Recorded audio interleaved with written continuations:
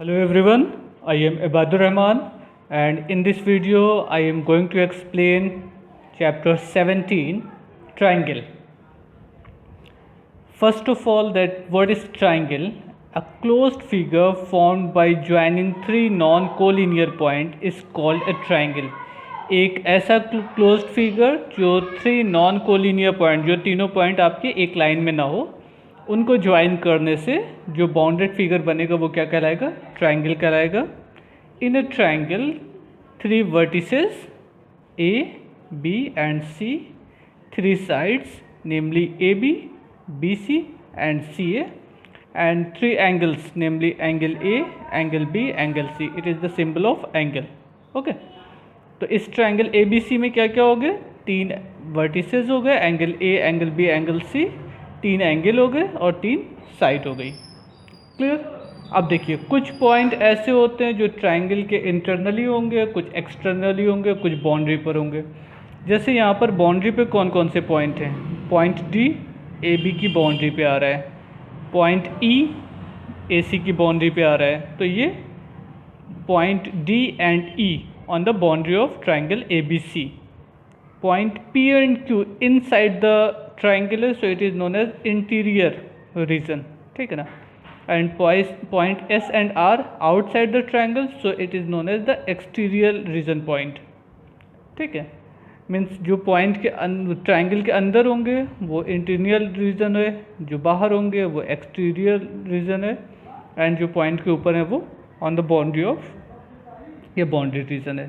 Classification of triangle means अब किसी भी ट्राइंगल को जब हम क्लासीफाई करेंगे तो उनको किस किस बेसिस पर हम डिफाइन कर सकते हैं टाइप्स ऑफ ट्राइंगल क्या होते हैं.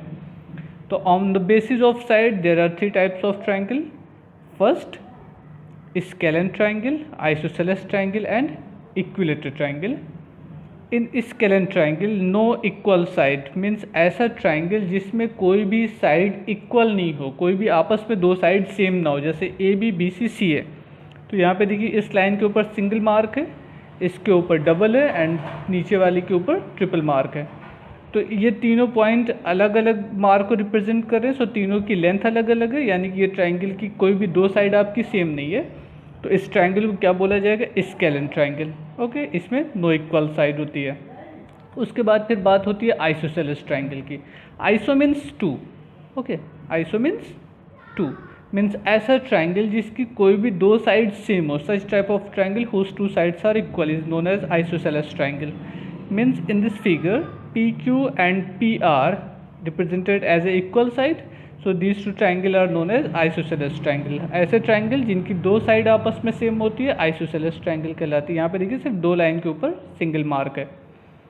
उसके बाद बात होती है इक्विलेटरल ट्राइंगल की. तो इक्विलेटरल ट्राइंगल मीन्स ऐसे साइड जिनके, ऐसे ट्राइंगल जिनके तीनों साइड सेम हो, तो वो क्या कहलाएगा? आपका इक्विलेटरल ट्राइंगल कहलाएगा. इस पे सबसे सेम मार्क है ना. सेम मार्क मीन्स इनकी लेंथ आपस में सेम है. मीन्स हम कह सकते हैं D E is equal to E F is equal to D F. तो साइड के बेसिस पे, on the basis of side we can define triangle are of three types. First scalene, isosceles and last equilateral triangle. Scalene में no equal side, isosceles में at least two equal side, and equilateral में all three sides are equal, three sides equal. Okay, तो ये तो basis हो गए. किस basis पे इनको आपने डिफाइन किया? On the basis of their side. तो जैसे साइड के बेसिस पे ट्राइंगल थ्री टाइप्स के होते हैं, वैसे ही एंगल के बेसिस पर भी ट्राइंगल थ्री साइड्स के होते हैं. Let's see the next topic.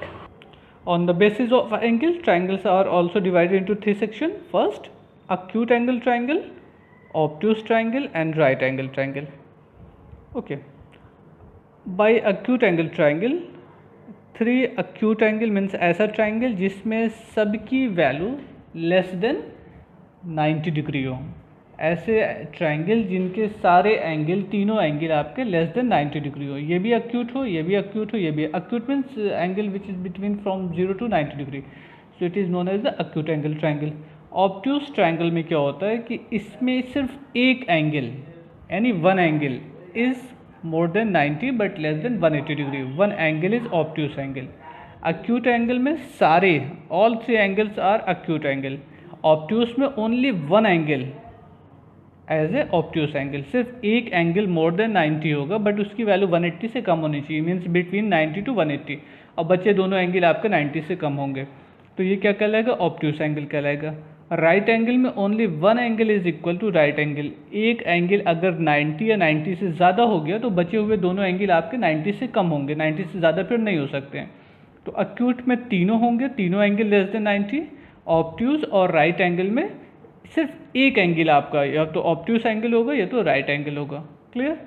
एक होता है आपका equi angular triangle. Equi angular triangle means ऐसे ट्राइंगल जिनके एंगल सेम हो सकता है तीनों एंगल सेम हो सकता है कोई दो एंगल सेम हो।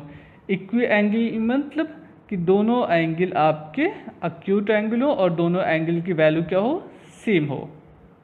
ठीक, ओके। राइट एंगल ट्राइंगल में जो अपोजिट साइड होगी उसको क्या बोला जाएगा, hypotenuse. Opposite of right angle triangle, side of opposite of right angle is known as hypotenuse. Is it clear. अच्छा, एक प्रॉपर्टी और है angle sum property of a triangle. Means किसी भी ट्राइंगल के सारे एंगल का सम कितना होता है, 180 डिग्री होता है। ये आपने पढ़ा भी होगा, यहाँ पे उसका प्रूफ है बट प्रूफ आपके लेवल पे नहीं है। The sum of all angles measure of a triangle is 180 degree. अब इस ट्राइंगल में कौन कौन से एंगल बन रहे हैं, एंगल 1, एंगल 2, एंगल 3, ये इन तीनों का सम कितना होगा, 180 डिग्री। अब ऐसा मत कर दीजिएगा आप कि 1 + 2 + 3 = 6 कर दीजिए। ये पोजीशन या एंगल के मेजरमेंट को रिप्रेजेंट कर रहा है। जैसे हम लोग एक्स वाई जेड करते हैं ना, तो ये सपोज कर लीजिए angle X, angle Y, angle Z है, तो एंगल एक्स + वाई + जेड = 180। ऐसे यहाँ पर एंगल 1, 2, 3 को रिप्रेजेंट किया गया, means angle 1 + angle 2 + angle 3 = 180 degree. इसका प्रूफ कैसे आई है ये भी समझ लेते हैं। पॉइंट P से एक पैरेलल लाइन ड्रा की गई है। तो अगर से ये लाइन पैरेलल है तो ये दोनों एंगल आपका क्या कहलाता है, अल्टरनेट एंगल। और पैरेलल होने पे ये एंगल कितना होता है, सेम होता है। मीन्स जो एंगल 1 की वैल्यू होगी वही एंगल 4 की वैल्यू होगी। Again same as here, angle 3 = angle 5 as a alternate angle. We know that on a straight line all angle is equal to 180 degree. Means angle 2 + 4 + 5 = 180 degree ना। 4 + 2 + 5 = 180। तो if angle 4 + 5 + 2 = 180 means angle 4 = 1 and 5 = 3। if 4, 2, 5, 1, so 1, 2, 3 is also equal to 180 degree. Okay, 4 = 1, 5 = 3, तो 4 की जगह पे 1 रख देंगे, 5 की जगह पे 3 रख देंगे। तो 4, 2, 5 की वैल्यू 180 थी, तो एंगल 1 + एंगल 2 + एंगल 3 की वैल्यू भी 180 डिग्री हो जाएगी। अब यहाँ पे कुछ पॉइंट है, पहले इसको समझ लेते हैं। ए triangle can have only one right angle and not more. किसी भी ट्राइंगल में सिर्फ और सिर्फ एक राइट एंगल होगा और एक से ज़्यादा नहीं हो सकता है। A triangle can have only one obtuse angle and not more. किसी भी ऑब्ट्यूस ट्राइंगल में सिर्फ और सिर्फ एक एंगल आपका ऑब्ट्यूस एंगल होगा और उससे ज़्यादा नहीं हो सकता है। Can a right triangle B equilateral. Equilateral means ऐसा एंगल जिसका, इक्वी एंगुलर मीन्स जिसके एंगल सेम हो, एंड आइसोसेलेस मीन्स ऐसा जिसके दो एंगल आपस में सेम हो। तो क्या राइट एंगल आइसोसेलेस ट्रायंगल हो सकता है? हाँ, हो सकता है। एक एंगल 90 डिग्री हो जाए, बचे दोनों एंगल आपके 45 होंगे, तो वो राइट एंगल ट्रायंगल भी हो गया एंड आइसोसेलेस ट्रायंगल भी हो जाएगा। ओके, अब जब यहाँ पे एक थोड़ा सा पॉइंट और समझ लेते हैं। जैसे कि ये देखिए शेडेड पोर्शन है ना, तो ये तीनों एंगल आपके कहलाएंगे एंटीरियर एंगल, और जो ये बाहर की तरफ बना हुआ पोर्शन है एंगल है, इसको बोला जाता है एक्सटीरियर एंगल। तो इनसाइड द ट्रायंगल जो एंगल बनेगा वो interior angle, and outside the triangle जो बनता है किसी एक लाइन को बढ़ाने से वो एक्सटीरियर एंगल। देखिए ये लाइन यहाँ पे बढ़ गई, ये एक्सटीरियर है, ये लाइन इधर बढ़ गई, ये एक्सटीरियर है, ये लाइन इधर बढ़ गई, ये एक्सटीरियर है। इसको एक्सटीरियर मत समझ लीजिएगा। क्लियर?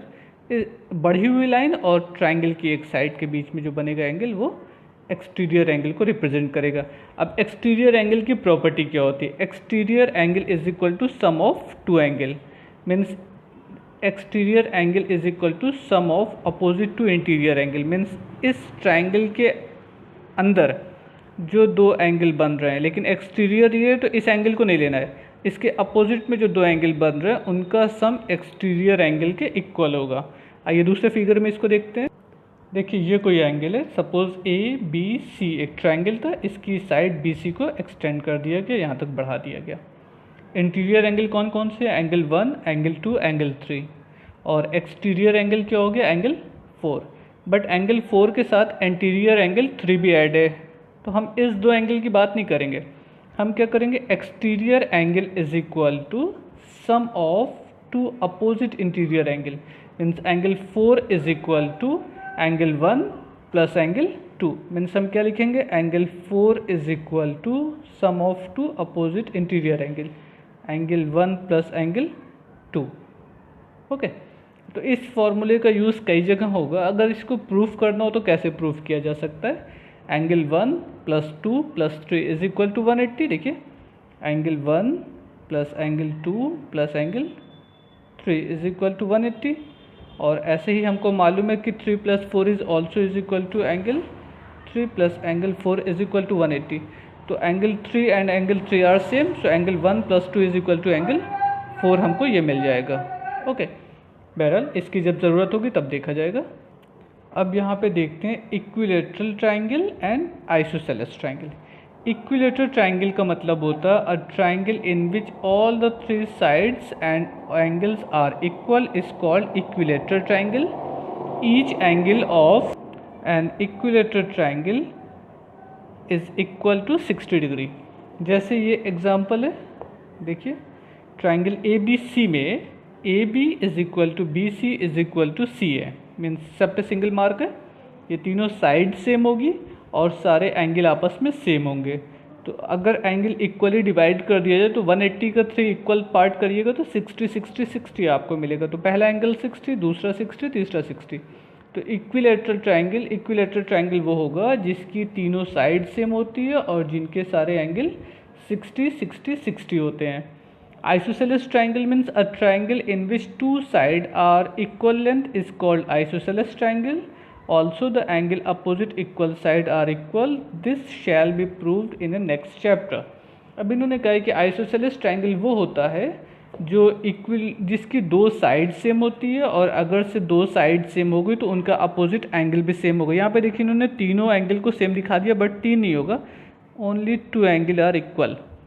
ठीक है, मीन्स ये साइड का अपोजिट ये एंगल, इसके अपोजिट ये एंगल, तो ये दोनों एंगल सेम होगा और ये दोनों साइड सेम होगा। इस एंगल से कोई मतलब नहीं है क्योंकि इसके बारे में, साइड के बारे में तो हमको मालूम नहीं है। तो ये आइसोसेलेस ट्राइंगल में 2 साइड सेम होते हैं और दोनों साइड का अपोजिट एंगल सेम होता है। Clear? Now in next video we will start exercise 17th A। Solve all the example, या आइए एक एग्जाम्पल देख लेते हैं। ठीक है ना, यहाँ पे देखिएगा find the value of x in each of the following figure. हमको x की वैल्यू फाइंड करनी है। तो अगर x की वैल्यू फाइंड करनी तो सबसे पहला काम, ये 2 साइड सेम था तो इनकी अपोजिट एंगल भी सेम होगा। तो ये x है तो ये भी x होगा, means x is equal to 40 degree. Clear? बस यही है, x is equal to 40 degree. ऐसा क्यों? Angle opposite equal side of an isosceles triangle is equal, are equal. अब ये दोनों साइड देखिए आपका सेम है, तो इसका अपोजिट एंगल ये हुआ और इसका अपोजिट एंगल ये हो गया, तो ये एंगल कितना होगा? ये भी 50 होगा। हमको मालूम है कि तीनों का सम कितना होना था? 180। तो 50 प्लस 50 ये वैल्यू कितनी हो जाएगी? 80 डिग्री। तो x की वैल्यू कितनी हो गई? 80 डिग्री। ओके, अब इस ट्राइंगल में देखिए यहाँ पे कुछ नहीं लिखा है कि ये ट्राइंगल आपका किस तरीके का है, आइसोसेलेस है कि इक्विलेटरल है या राइट एंगल है, बट मार्क इन्होंने दोनों पे बनाया 70 एंड एंगल x लिखा गया है। तो ये क्वेश्चन इनकम्प्लीट है, यहाँ पे होना चाहिए आइसोसेलेस ट्राइंगल। ये तो इसका opposite angle, angle D is equal to, नहीं, EF is equal to ED, EF is equal to ED, ये दोनों सेम है। ओके, तो इसके अपोजिट ये एंगल, इसका अपोजिट एंगल ये भी x हो जाएगा। x plus 70 180 degree. हम लोग x की वैल्यू वहाँ से सॉल्व करके निकाल सकते हैं। अच्छा, अब आ जाते हैं इस फिगर में। देखिए ये एक्सटीरियर एंगल है, ये किसके इक्वल होगा? इसके प्लस इसके। ये एंगल क्या होगा? नहीं मालूम है। इसका अपोजिट ये और इसका अपोजिट ये सेम होगा। तो अगर ये 135 है तो 180 से माइनस कर लें, हमको ये एंगल मालूम हो जाएगा ना। इसका अपोजिट ये, इसका अपोजिट ये, तो इसको y सपोज कर लेते हैं तो ये भी y होगा। y की वैल्यू कितनी होगी, 180 में से 134 को माइनस कर लीजिए, आपको y की वैल्यू मालूम हो जाएगी 46। ये 46 है तो ये भी 46 होगा। अब ये और ये मालूम होगा तो x की वैल्यू निकाली जा सकती है 180 से माइनस वाई करके। क्लियर? ये इस तरीके से आप इस चैप्टर को सॉल्व कर सकते हैं। अच्छा, नेक्स्ट वीडियो में we will start exercise 17A। So try to watch, understand all example of your book. In case of any doubt, you may contact me on my WhatsApp number. Thank you everyone. Goodbye.